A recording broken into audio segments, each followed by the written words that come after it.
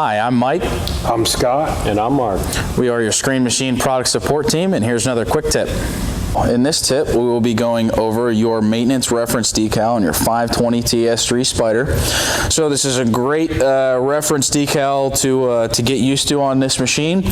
Obviously, this machine is going to perform well for you and last as long as you maintain it properly, like anything else.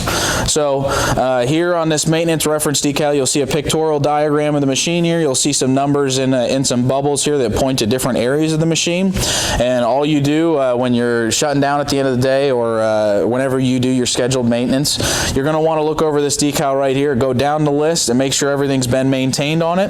There's also a electronic copy of this and a maintenance log on the display screen that we'll go through in another video, but this is a great quick reference for you. So we'll just kind of go through how it works. So if I go to reference number 1 here, I'm going to go over to description. It says screen bearings. Those are pretty much the most important maintenance item on this. You got some high-speed bearings in the screen box. You want to make sure you grease them and keep them maintained properly.